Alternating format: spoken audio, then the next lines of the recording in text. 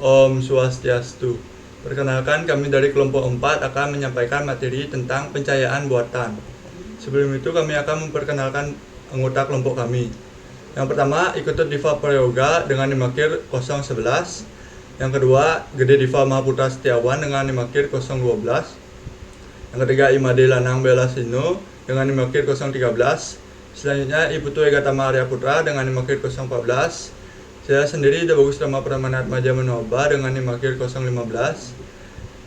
Nikadek Kiki Sabitri dengan Nimakir 016. Selanjutnya, Inyuman Gede Arya Anandra Putra dengan Nimakir 017.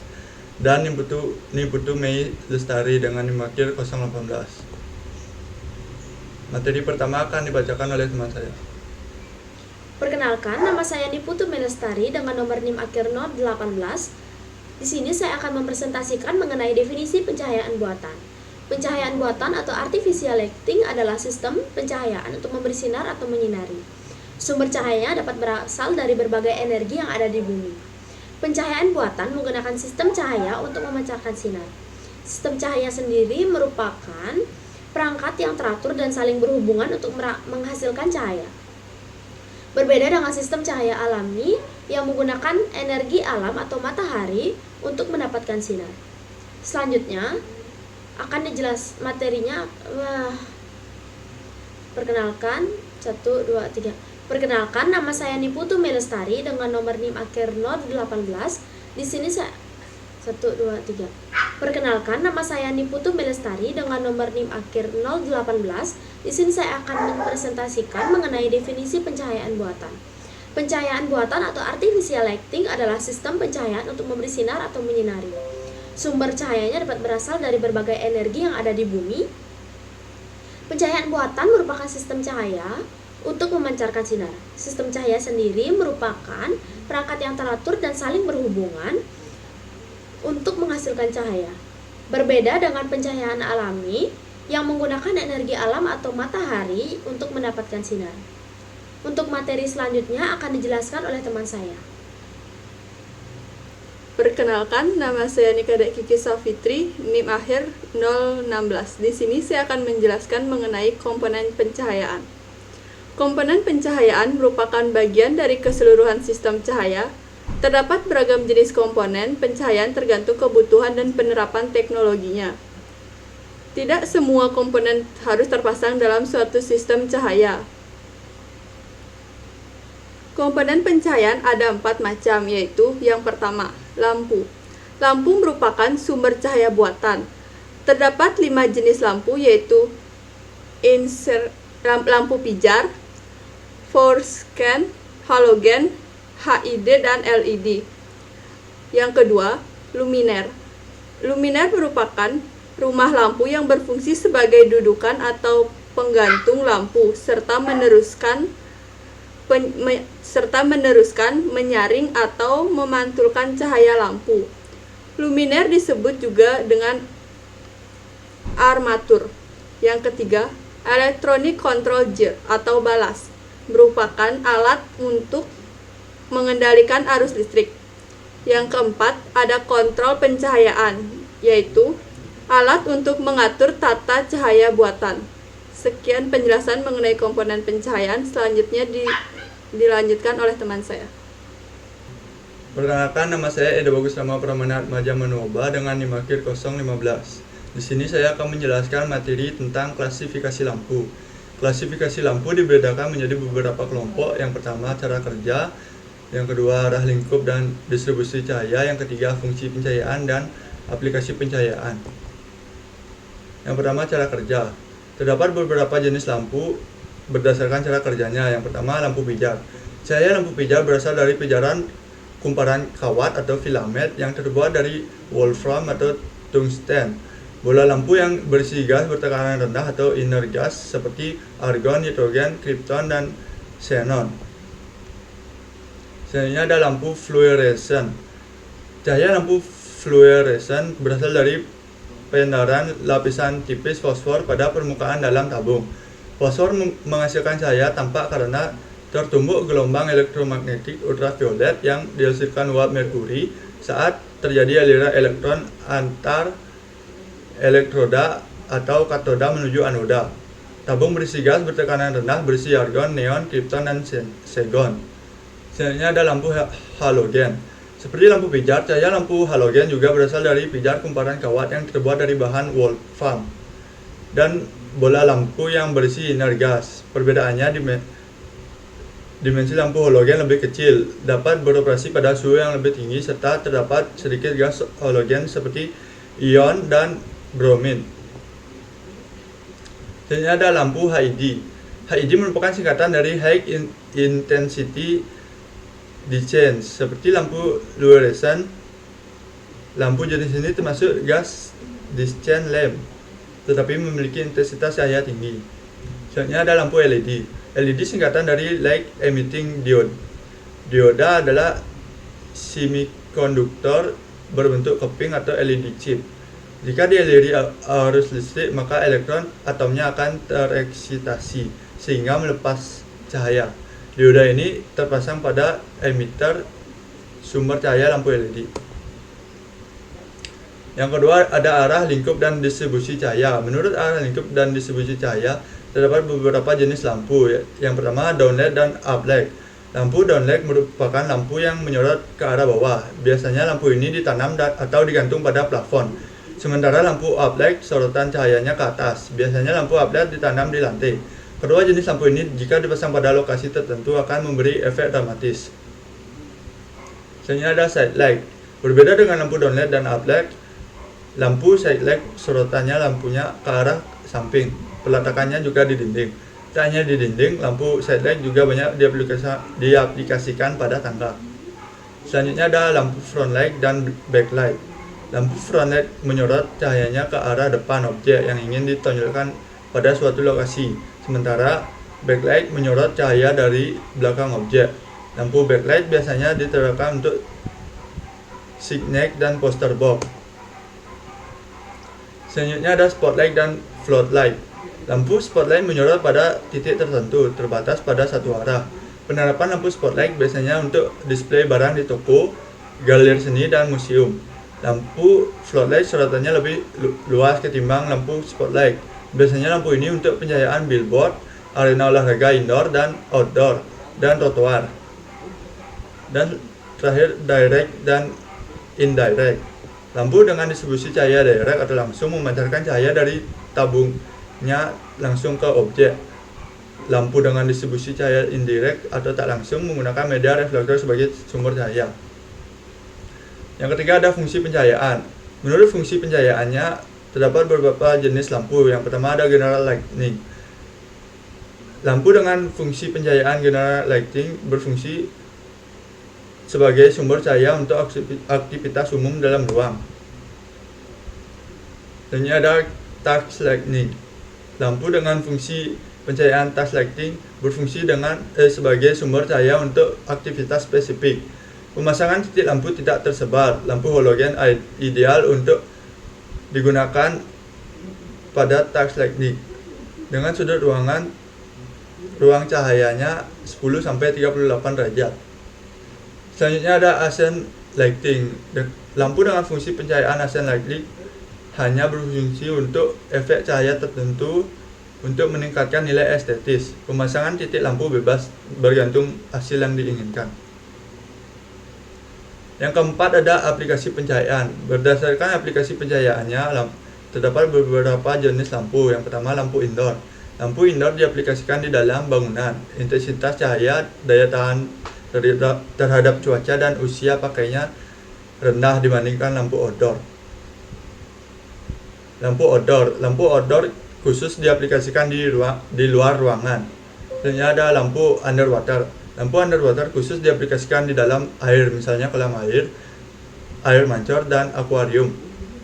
Lampu jenis ini harus anti air, tahan terhadap cuaca, dan usia pakainya lama. Materi selanjutnya akan dibacakan oleh teman saya. Perkenalkan, nama saya Ketudiva Prayoga, NIM akhir 011. Kali ini saya akan melanjutkan dari materi sebelumnya, membahas tentang sejarah dan karakteristik lampu. Yang pertama ada sejarah lampu. Kata lampu berasal dari kata Yunani lampas yang berarti obor. Lampu pertama ditemukan sekitar 70.000 sebelum Masehi. Batuan berlubang, cangkang atau benda lain alami lainnya yang ditemukan dipenuhi lumut atau bahan serupa yang dibasahi dengan lemak hewani dan dinyalakan. Manusia mulai meniru bentuk alam dengan tembikar buatan manusia, pualam, dan lampu logam. Sumbu kemudian ditambahkan untuk mengontrol laju pembakaran. Sekitar abad ke-7 sebelum Masehi, orang Yunani mulai membuat lampu terakota untuk menggantikan obor genggam. Setelah itu ada lampu minyak. Pada abad ke-18, Ami Argan, seorang ahli kimia Swiss, dikreditkan dengan pertama kali mengembangkan prinsip penggunaan lampu minyak dengan sumbu melingkar berongga yang dikelilingi oleh cerobong kaca pada tahun 1783. Bahan bakar lampu minyak awalnya terdiri dari minyak zaitun, lilin, lebah, minyak ikan paus, minyak wijen, minyak kacang, dan sejenis pada abad ke-18. Pada tahun 1859, penguburan minyak bumi dimulai. Lampu minyak tanah pertama kali diperkenalkan pada tahun 1853 di Jerman. Gas batu bara pertama kali digunakan sebagai bahan bakar penerangan sejak tahun 1784. Yang kedua ada lampu gas. Pada tahun 1792, penggunaan komersial pertama dari penerangan gas dimulai ketika William Murdoch menggunakan gas batu bara untuk penerangan di rumahnya di Redruth, Cornwall.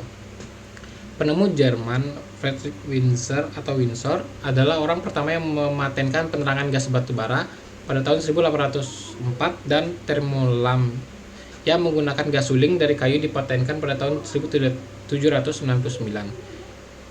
David Mulvey menerima paten lampu gas AS pertama pada tahun 1810. Setelah itu ada lampu pijar listrik pertama. Sir Joseph Swan dari Inggris dan Thomas Edison sama-sama menemukan lampu pijar listrik pertama selama tahun 1870-an. Bola lampu pijar bekerja dengan cara ini. Listrik mengalir melalui filamen yang ada di dalam bola. Filamen memiliki ketahanan terhadap listrik. Resistansi membuat filamen panas ke suhu tinggi. Filamen yang dipanaskan kemudian memancarkan cahaya. Semua lampu pijar bekerja menggunakan filamen fisik. Lampu Thomas Edison menjadi lampu pijar pertama yang sukses secara komersial sekitar tahun 1879. Yang pertama ada lampu neon. Giotto dari Prancis menemukan lampu neon pada tahun 1911. Seperti contoh yang ada di gambar. Ada berbentuk spiral dan berbentuk tabung. Setelah itu ada lampu halogen. Bentuknya seperti yang ada di gambar. Seperti itu. Selanjutnya jenis lampu dan karakternya. Yang pertama ada lampu halogen. Lampu halogen mengandung filamen berlapis yang dikelilingi oleh gas halogen yang mengeluarkan elektron saat dipanaskan. Lampu ini biasanya memiliki masa pakai lebih lama dan lebih efisien daripada lampu filamen pijar. Pada September 2018, penggunaan lampu halogen dilarang di seluruh Eropa. Larangan tersebut dimaksudkan untuk membawa peralihan ke light emitting diodes atau LED yang mengkonsumsi energi 5 kali lebih sedikit daripada lampu halogen. Yang kedua ada lampu pijar. Lampu pijar mengeluarkan arus listrik melalui gas lembab dan uap merkuri bertekanan rendah untuk menghasilkan energi ultraviolet atau UV. Ini menghasilkan radiasi ultraviolet yang diubah menjadi cahaya tampak oleh lapisan fosfor di bagian dalam kaca. Jenis lapisan menentukan spektrum cahaya yang dipancarkan. Yang ketiga ada compact fluorescent lamps atau CFL. Lampu CFL adalah lampu fluoresen yang ujungnya tunggal berdiameter kecil. Ditekuk untuk membentuk bentuk kompak. Memiliki alas yang memungkinkannya digunakan sebagai pengganti lampu pijar. Yang keempat ada High Intensity Discharge Lamp atau HID. Lampu HID merupakan jenis lampu yang dibentuk oleh tabung busur kompak yang membungkus gas dan garam logam. Ketika busur telah terbentuk, garam logam menguap, membentuk plasma yang meningkatkan intensitas dan mengurangi konsumsi daya busur. HID biasanya adalah merkuri, metal halid atau MH, ceramic metal halid atau CMH, atau high pressure sodium atau HPS. Yang kelima ada lampu xenon. Lampu xenon adalah salah satu jenis lampu yang mengandung gas xenon dan memancarkan cahaya yang sangat mirip dengan sinar matahari. Yang terakhir ada yang nomor 6, LED, light emitting diodes. Lampu ini mengandung bahan semikonduktor padat yang mengubah impuls listrik menjadi cahaya. Mereka mungkin termasuk bahan fluoresen yang mengubah warna cahayanya. Mereka memiliki efisiensi yang mirip dengan CFL tetapi lebih tahan lama. Sekian yang saya dapat sampaikan. Untuk materi selanjutnya akan dibahas oleh teman saya. Terima kasih. Baik, perkenalkan nama saya Nyoman Gede Haryana Putra, NIM akhir 017. Di sini saya akan menjelaskan materi lampu hemat energi. Lampu hemat energi adalah jenis lampu yang dirancang secara khusus agar energi yang dikonsumsi lebih hemat. Lampu hemat energi didesain untuk memaksimalkan energi listrik yang diserap diubah ke dalam energi cahaya. Salah satu ciri lampu hemat energi adalah relatif tidak terlalu panas saat digunakan. Adapun contoh-contoh lampu hemat energi, yang pertama itu ada lampu pijar.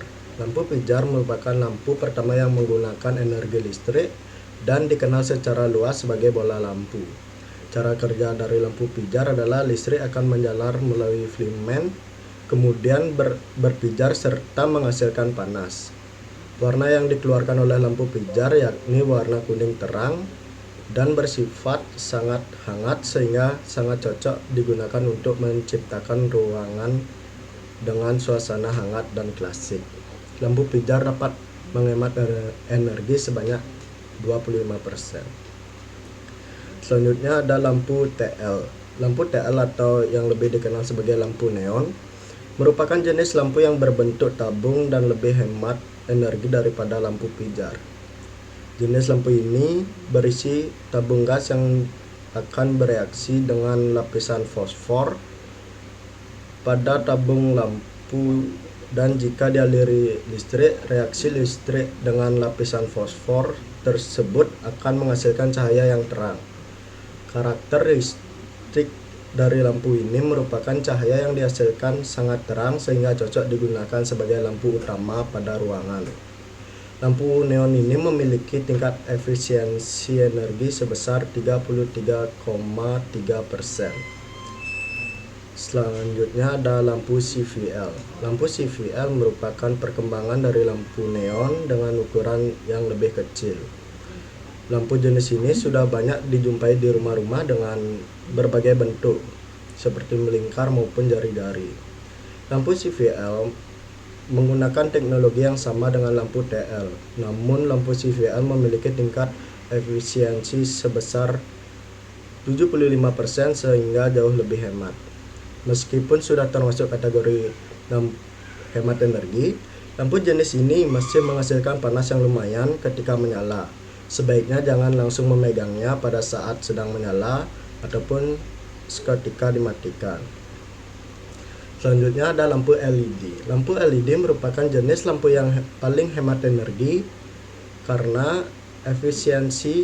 efisiensinya mencapai 80%. Lampu LED lebih hemat dibandingkan lampu CVL. Selain lebih hemat, usia lampu LED secara teori dapat mencapai 15 tahun. Adapun perbedaan lampu LED dengan lampu CVL terletak pada pendaraannya. Jika pada lampu CVL menggunakan tabung yang di dalamnya terdapat lapisan fosfor, pada lampu LED menggunakan lampu LED. Lampu LED adalah salah satu komponen elektronika jenis dioda yang memiliki sifat khusus yakni mengeluarkan cahaya pada saat dialiri arus listrik. Jadi dari keempat lampu yang telah disebutkan, lampu yang paling hemat energi adalah lampu LED dengan tingkat efisiensi energinya mencapai 80%.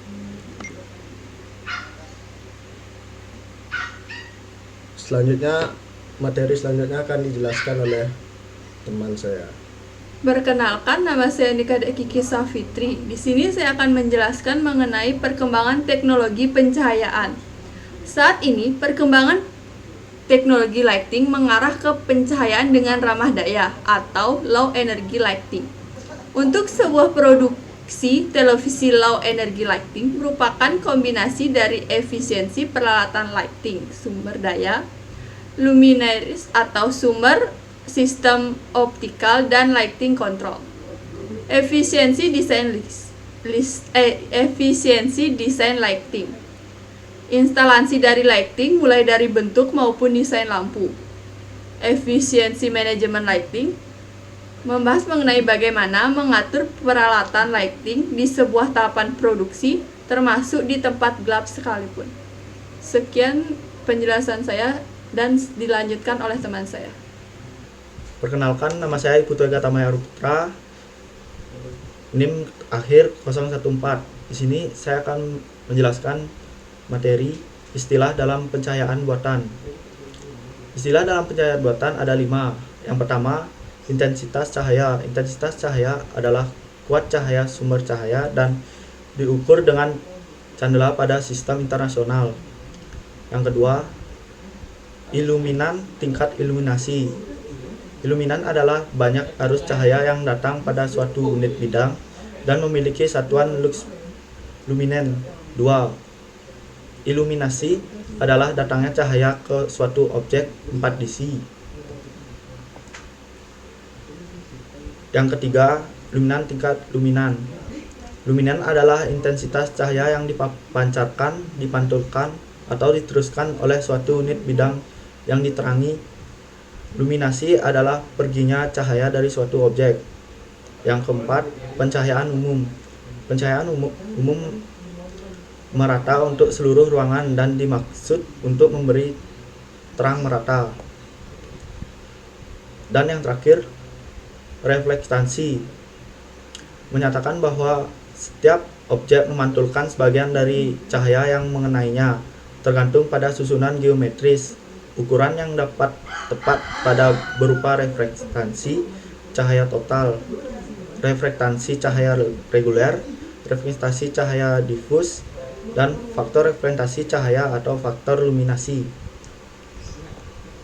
Selanjutnya, saya akan menjelaskan materi perencanaan pencahayaan buatan. Ambient lighting atau general lighting. Pada luar bangunan atau outdoor, ambient lighting dapat bersumber dari matahari. Decorative lighting terlepas dari fungsi utamanya sebagai sumber penerangan, lampu biasanya sekaligus berfungsi sebagai elemen dekoratif dalam tata ruang. Active lighting biasanya digunakan untuk menerangi suatu yang khusus seperti lukisan dan tembok. Test lighting merupakan jenis penerangan yang dibutuhkan untuk ruang kerja sebagai pencahayaan untuk belajar. Kinetic lighting. Sumber cahaya kinetic lighting bisa berasal dari matahari dan api seperti lilin, lentera, dan obor. Penerangan dari api memiliki pendar cahaya yang tidak begitu kuat namun bergerak-gerak sehingga atmosfer yang dihasilkan menjadi unik karena adanya bayangan yang bergerak. Selanjutnya akan dijelaskan oleh teman saya. Baik, perkenalkan, nama saya Imadi Lanang Welasino Bertayasa dengan NIM akhir 013. Di sini saya akan melanjutkan dari materi sebelumnya dan di sini saya akan membahas psikologi dan estetika. Psikologi lingkungan. Psikologi lingkungan memberi perhatian terhadap manusia, tempat, serta perilaku dan pengalaman-pengalaman manusia dalam hubungannya dengan setting fisik. Lingkungan fisik tidak hanya berarti rangsang fisik seperti cahaya, sound, suhu, bentuk, warna, dan kepadatan terhadap objek-objek fisik tertentu, tetapi lebih dari itu merupakan suatu kompleksitas yang terdiri dari beberapa setting fisik di mana seseorang tinggal, berinteraksi, dan beraktivitas. Estetika secara umum. Estetika dalam arsitektur bangunan merupakan filsafat keindahan bentuk dan ruang. Maka pemaparan estetika arsitektur ini diarahkan pada pembahasan arsitektur sebagai ilmu dan seni. Selanjutnya akan dilanjutkan oleh teman saya. Baik, perkenalkan, nama saya Gede Divama Putra Setiawan NIM akhir 012. Di sini saya akan melanjutkan presentasi dengan materi selanjutnya, yaitu materi konservasi energi. Konservasi energi adalah penggunaan energi dengan efisiensi dan rasional tanpa mengurangi penggunaan energi yang memang benar diperlukan. Upaya konservasi energi diterapkan pada seluruh tahap pemanfaatan, mulai dari pemanfaatan sumber daya energi sampai pada pemanfaatan terakhir. Dengan menggunakan teknologi yang efisien dan membudayakan pola hidup sehat, hemat energi, konservasi energi merupakan upaya sistematis, terencana, dan terpadu guna melestarikan sumber daya energi dalam negeri dan meningkatkan efisiensi pemanfaatan sumber daya energi. Selanjutnya ada tahap-tahap pengolahan energi pada konservasi energi. Yang pertama, ada penyediaan energi, yang kedua ada pengusahaan energi, yang ketiga ada pemanfaatan energi, dan yang terakhir ada konservasi sumber daya energi. Adapun pendorong kebijakan konservasi energi, yang pertama, pertumbuhan ekonomi dan daya saing. Seperti contohnya, yang pertama menurunkan intensitas energi, yang kedua meningkatkan daya saing industri, yang ketiga menurunkan biaya produksi, dan yang terakhir ada biaya energi yang lebih terjangkau. Selanjutnya yang kedua ada ketahanan energi, di mana contohnya seperti menurunkan impor energi, memaksimalkan untuk kebutuhan domestik dan mengurangi ekspor, meningkatkan reliabilitas. Selanjutnya mengontrol pertumbuhan demand energi dan mendorong diversifikasi energi dengan memaksimalkan EBT. Yang ketiga ada perubahan iklim. Seperti contohnya upaya mitigasi dan adaptasi global dan memenuhi kewajiban internasional berdasarkan konvensi kerangka kerja PBB. Baik, sekian dari yang saya dapat sampaikan. Selanjutnya akan dilanjutkan teman saya tentang study case. Terima kasih. Perkenalkan, nama saya Niputu Melestari dengan nomor NIM akhir 018. Di sini saya akan mempresentasikan mengenai studi kasus yang telah kami analisis dan kami observasi. Di sini kami menggunakan ruang tidur sebagai observasi kita dengan panjang 4,5 meter dikali lebar 4,5 meter. Dan luas bukaan yang ada di ruang tidur ini yaitu 2,25 meter persegi. Jumlah lampu yang berada di ruang tidur ini ada 1 titik lampu. Sedangkan posisinya tepat berada di tengah-tengah kamar tidur dengan jenis lampu yang dipakai yaitu Philips LED 14 watt. Berdasarkan dari observasi, adapun analisis pencahayaan buatan yang telah kami dapatkan dan berdasarkan hasil pengukuran dengan menggunakan lux meter, kami mendapatkan rata-rata pengukuran pencahayaan buatan pada ruang tidur ini yaitu 95 lux. Hasil pengukuran pencahayaan buatan tersebut terbilang kurang baik dan membutuhkan kuat pencahayaan yang lebih tinggi apabila dibandingkan dengan BSN atau Badan Standarisasi Nasional dengan rata-rata yaitu 120 hingga 250 lux. Upaya yang dapat kami lakukan yakni dengan cara mengganti lampu dengan watt yang lebih tinggi atau mungkin dapat menambahkan titik lampu pada ruangan tersebut. Selanjutnya, untuk mengkaji kesesuaian lampu, kita memerlukan perhitungan luminer. Di sini saya mendapatkan hasil perhitungan yaitu 3240 lumen. Berdasarkan data observasi ruang tidur yang kami observasi yang menggunakan 1 titik lampu dengan daya watt 14 watt, dapat dikatakan bahwa hal tersebut tidak sesuai dengan perhitungan lumen di atas. Jadi, seharusnya ruang tidur tersebut menggunakan alternatif jenis dan tipe lampu yang digunakan, antara lain jenis lampu yaitu incandescent classic tone standar dengan tipe lampu LED bright Philips 13 watt. Jumlah titik lampu yang awalnya 1 titik ditambahkan 1 titik kembali jadi totalnya 2 titik dengan total arus cahaya yang dipaparkan lampu totalnya 3200 lumen dan masing-masing lampu memaparkan 1600 lumen. Dengan CT 6500K dengan menggunakan temperatur warna lampu cool daylight. Terima kasih. Selanjutnya akan saya kembalikan ke moderator. Perkenalkan, nama saya Debu Salma Pramanat Majan Manuoba dengan NIM akhir 015. Di sini saya akan menyampaikan kesimpulan dari studi kasus yang kami lakukan. Dari penelitian yang kami lakukan, kesimpulan yang didapat dari pengukuran intensitas cahaya buatan dengan luxmeter menghasilkan data pengukuran pencahayaan buatan yang telah kami lakukan di ruang tidur rata-rata hasil data pencahayaan yakni 95 lux. Hasil pengukuran pencahayaan buatan tersebut terbilang kurang baik dan membutuhkan kuat pencahayaan yang lebih jika dibandingkan BSN atau Badan Standarisasi Nasional. Rata-rata kuat pencahayaannya yang diperuntukkan untuk ruang kamar yaitu 120 sampai 250. Upaya yang dapat dilakukan yakni dengan cara mengganti lampu dengan watt yang lebih tinggi atau mungkin dapat menambahkan titik lampu pada ruangan tersebut. Sekian yang dapat kami sampaikan. Terima kasih dan saya tutup dengan Parama Santi. Om Santi Santi Santi.